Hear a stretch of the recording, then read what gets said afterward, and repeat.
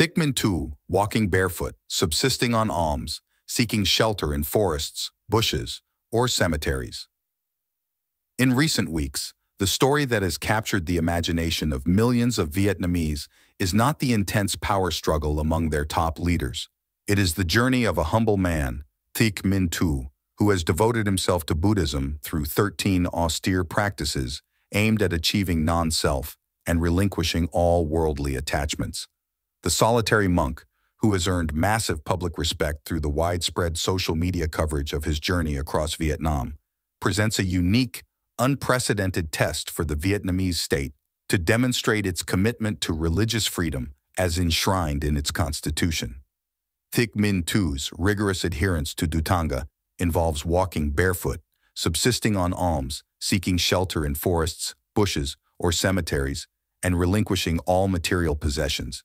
His unwavering commitment to strictly observing Buddhist teachings has inspired Vietnamese from all walks of life, including intellectuals, artists, overseas Vietnamese, fellow monks, and even Christian priests. He and his patchwork robe, made from discarded fabric scraps collected during his travels, have inspired multiple artistic expressions, including paintings, sculptures, poems, music, and fashion. Having walked barefoot from the south to the north of Vietnam and back again for several years, Thich Minh Tu became a nationwide phenomenon only recently, due to a contingent of YouTubers, Facebookers, and TikTokers who follow and record his walks, broadcasting them live to millions of eager viewers. Many locals warmly welcome him every step of the way. He is not only a significant religious force, but also an enormous social and media phenomenon. The widespread appeal of Thich Minh Tu, with a growing congregation of aspiring monks and throngs of curious, admiring members of the public trailing him, is significant as he rose to prominence without the backing of any state-sanctioned religious entity, a striking anomaly within the Vietnamese political landscape.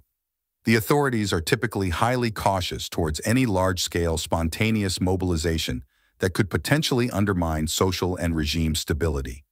Indeed, official concerns have been expressed about Thich Minh Tu. His pilgrimages sparked public debates about the essence of religious observance within Buddhism, which is Vietnam's predominant faith with 14 million followers, double its 7 million Catholic adherents. On social media, people hail him as an embodiment of genuine spiritual dedication to the core Buddhist values of simplicity and renunciation. Conversely, they highlight instances of misconduct and materialistic pursuits of certain Vietnamese monks and criticize some pagodas as money-making vehicles, which allegedly function with tacit approval from official sources. While Thich Minh Tu embarks on his solitary quest for enlightenment and disavows any political agenda, he inadvertently amplifies public scrutiny and critique of state-endorsed Buddhist establishments. Even his alms bowl, the inner container of a rice cooker, is viewed as posing a threat to the rice bowls of thousands of state-sanctioned monks. The reaction of the Vietnam Buddhist Sangha, VBS, the country's official Buddhist organization, has been dismissive. It asserted that Thich Minh Tu is neither a Buddhist monk nor affiliated with any VBS institution. This defensive stance has elicited public ridicule, as Thich Minh Tu has stated that he is simply a Vietnamese citizen seeking to learn and practice Buddhist teachings without allegiance to any Buddhist institution. Even so, the Vietnamese state has thus far exhibited considerable restraint.